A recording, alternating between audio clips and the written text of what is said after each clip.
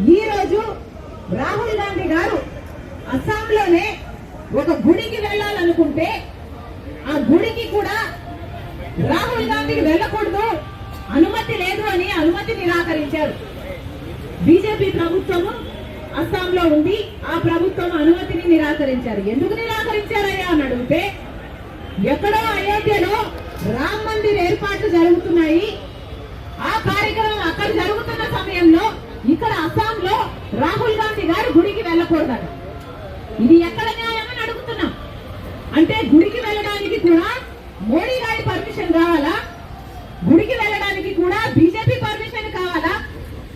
గుడికి వెళ్ళడానికి కూడా బీజేపీ కార్యకర్త, బీజేపీ నాయకుడు, లేకపోతే ఆర్ఎస్ఎస్ లేకపోతే విహెచ్ఓ వీళ్ళ ఈ సభ్యులే అయి ఉండాలా?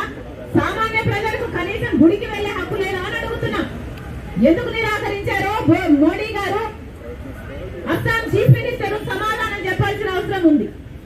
ఇలా అడుగు అడుగున నిరంకుశ పాలన, ప్రతి చోట ఎక్కడ వీలైతే అక్కడ ఎలా మిగతా ప్రజల్ని, మిగతా పార్టీలను ఎలా తొక్కగలిగితే అలా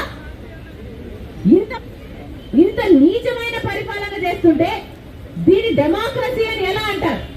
ప్రజాస్వామ్యం అని ఎలా అనుకోమంటారో మోడీ గారు సమాధానం చెప్పాలి. ఈరోజు రాహుల్ గాంధీ యాత్ర పైన జరిగిన ఈ దాడులకు నిరసనగా మహాత్మా గాంధీ గారి విగ్రహం దగ్గర కాంగ్రెస్ పార్టీ ఈ ధర్నా చేపట్టడం జరిగింది. ఈ నిరంకుశ పాలన ఆగాలి, ఇది ప్రజాస్వామ్యం అని బీజేపీ పార్టీ, మోడీ గారు గుర్తుపెట్టుకోవాలి. ప్రజాస్వామ్యంలో శాంతియుతంగా చేస్తున్న ఏ కార్యక్రమైనా ప్రతిపక్షాలు చేసుకొనివ్వాలి. మరొకసారి మోడీని హెచ్చరిస్తున్నాం. ఎలక్షన్ల సమయంలో ప్రజలు గమనిస్తున్నారు. మీ నిరంకుశ పాలన మీరు ఆపకపోతే ప్రజలు మీకు బుద్ధి చెప్పే సమయం వచ్చిందని మోడీ గారిని హెచ్చరిస్తున్నాం. ఇంత నీచంగా అడ్డుకోవడం అన్నది ప్రజాస్వామ్యంలో ఎవరూ సహించని విషయం. కనుక బీజేపీ పార్టీ అక్కడ అస్సాం చీఫ్ మినిస్టర్ రాహుల్ గాంధీ గారికి క్షమాపణ చెప్పాలని కూడా కాంగ్రెస్ పార్టీ డిమాండ్ చేస్తుంది. Down down.